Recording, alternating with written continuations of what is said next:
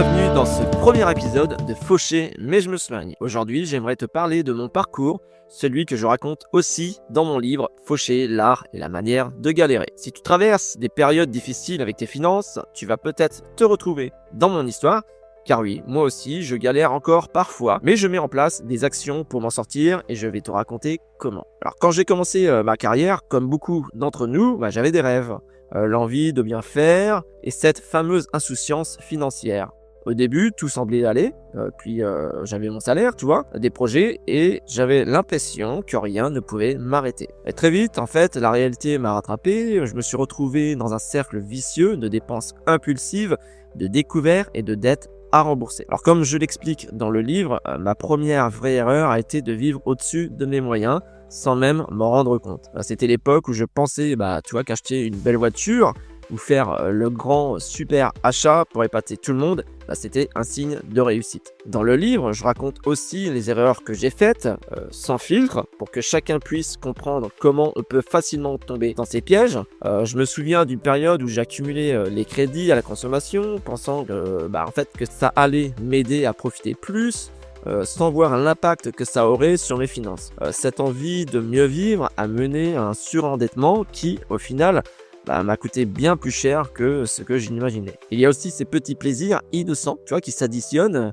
Un repas au resto par-ci, un gadget par-là. Dans le livre, je parle de ce moment où, réalisant à quel point ces petites dépenses pouvaient s'accumuler, j'ai ressenti une véritable prise de conscience. Toutes ces erreurs ont eu des conséquences importantes et dans le livre, je ne cache rien. Le stress de voir mon compte en banque dans le rouge chaque fin de mois, la honte d'avouer mes difficultés financières à mes proches, à mes parents et la sensation d'étouffer sous le poids des dettes, ce n'est pas facile. Ce qui est encore plus marquant, c'est l'effet que ça a eu sur mon quotidien. J'étais constamment préoccupé, ma vie sociale en a pâti et même ma santé mentale en a pris un coup. Ces galères financières, au final, ne se limitent pas à l'argent. Elles touchent tout. La confiance en soi, aussi les relations aux autres. Alors, j'en parle aussi dans le livre, il n'y a pas de solution miracle. Mais des petits changements qui, mis bout à bout, ont commencé à faire une différence. D'abord, j'ai commencé par analyser mes dépenses pour comprendre où allait mon argent. C'était inconfortable, mais nécessaire. Ensuite, j'ai décidé de réduire les dépenses non essentielles.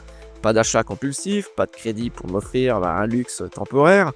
Ou un autre pas simple, ça a été de fixer un budget réaliste, mais très modeste, pour éviter justement le découvert à chaque fin de mois. Et chaque mois où je réussissais à m'y tenir, c'était une petite victoire. Alors voici une petite histoire, une anecdote, qui aujourd'hui me fait encore sourire, mais qui m'a bien mis dans la galère sur le moment. Donc en fait, il y a quelques années, j'ai acheté un abonnement de luxe, luxe entre guillemets, à une salle de sport, qui n'a finalement jamais été fréquenté ou très peu, J'y suis allé sur un an, moins de 10 fois. Je pensais en fait que c'était un investissement, que ça m'inciterait à y aller, mais au lieu de ça, c'est devenu une source de culpabilité chaque mois quand je voyais en fait le prélèvement passer sur mon compte en banque. En fait, ce genre d'achat peut se faire du bien, qui se retourne contre toi. Je suis sûr que je suis pas le seul à l'avoir vécu. Donc pour en finir, avec Fauché mais je me soigne, je veux te montrer que chacun peut apprendre de ses galères petit à petit. Je ne suis pas là pour te donner des leçons, mais pour partager mes erreurs et mes petites victoires, comme je le fais dans mon livre. Si certains de mes récits résonnent avec toi et te donnent des pistes, alors ce podcast aura atteint son but. Je te retrouve lundi prochain pour un nouvel épisode. En attendant, peut-être qu'en écoutant ce podcast, tu auras envie de prendre toi aussi une petite action, aussi simple soit-elle. À très vite.